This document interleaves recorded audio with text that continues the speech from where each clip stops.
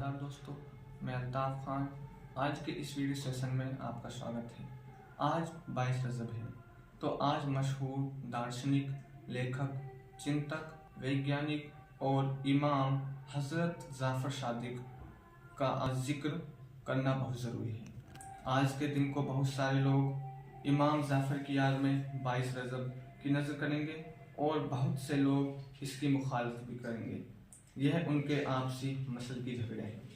मैं इस पर नहीं चाहता कि कौन क्या करे या क्या नहीं करे, मगर यह ज़रूर कहूँगा कि इस तारीख से जुड़ी शख्सियत को तो हम ज़रूर जान लें, क्योंकि इसी वजह से कम उनका जिक्र तो घर घर हो आता ही है। पूरे साल हमने लोगों को ऐसी शख्सियतों पर कहीं कुछ पढ़ते लिखते नहीं देखा है और न कहीं इन पर बातें ही होती देखी है। तब ऐसे में लगता है कि जो भी तारीख इनसे मंसूब है, कम से कम उनमें तो उन्हें याद करना ही चाहिए। तो चलिए हम आपको बताते हैं कि इमाम जाफ़र सादिक हज़रत अली की चौथी पीढ़ी में थे। उनके वालिद इमाम मोहम्मद बाक़र साहब खुद एक वैज्ञानिक थे और मदीने में अपना कॉलेज चलाते थे। सैकड़ों बच्चों को पढ़ाते थे। अपने पिता के बाद जाफ़र सादिक ने यह काम संभाला और अपने शागिर्दों को कुछ ऐसी बातें बताई जो इनसे पहले किसी ने नहीं बताई।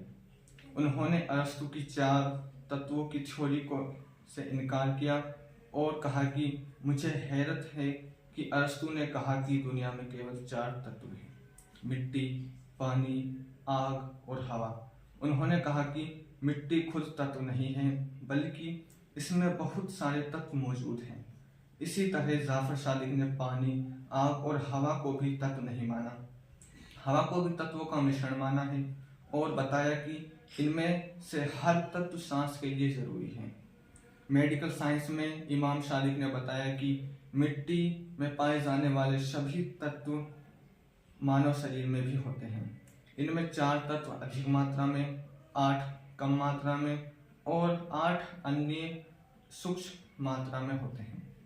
उन्होंने बताया जो पत्थर तुम सामने गतिहीन देख रहे हो, उसके अंदर बहुत तेज गतियां हो रही हैं। ऑप्टिक्स का बुनियादी सिद्धांत, प्रकाश जब किसी वस्तु से परिवर्तित होकर आँख पर तक पहुंचता है तो वह वस्तु दिखाई देती है। साथ ही उन्होंने यह भी बताया कि ब्रह्मांड में कुछ भी स्थिर नहीं है, सब कुछ गतिमान है। ब्रह्मांड के बारे में एक रोचक थ्योरी उन्होंने बताई कि ब्रह्मांड हमेशा एक जैसी अवस्था में नहीं होता। एक समय के अंतराल में यह फैलता है और दूसरे समय के अंतराल में यह सिकुड़ता है। अगर हम बात करें उनके मशहूर शागिर्दों की, तो उनमें जाबिर इब्न हय्यान, इमाम अबू हनीफ, मालिक इब्न अनस थे और भी थे, जिनके रिवायतों को आज आप और हम मजाक बताते हैं। उन्हीं ने आज इनको जिंदा रखा है, वरना ढूंढते रहते हम इनको अरबी फारसी की किताबों में।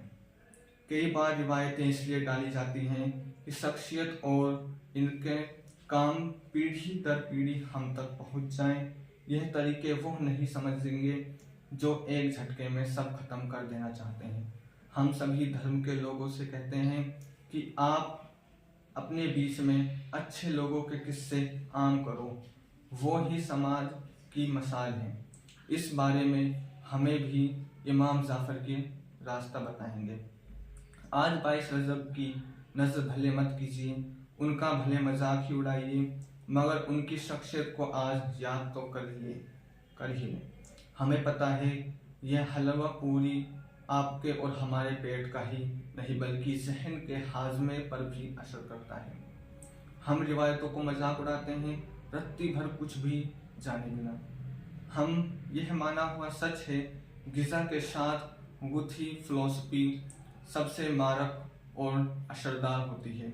वैसे भी जिन्हें लगता है कि इनका जिक्र किसी खास दिन या 22 रजब को ही क्यों करना, कभी भी कर लें, यह हमें सुनकर ठीक लगता है, मगर हम देखते हैं कि साल के साल गुजरते हैं, किसी भी दिन उनके आंगन में ऐसे साइंसदान फिलोसफर का जिक्र नहीं होता। तब लगता है तारीख से जुड़े दिन और मजबूती से पकड़ लें, हम कम से कम इस रोज को उनका जिक्र हो ही जाएगा। हमने इतने महान वैज्ञानिक और विचारक को याद करने वाले हम भले कोई भी तारीख अपनाएं, मगर उन्हें याद तो रखें।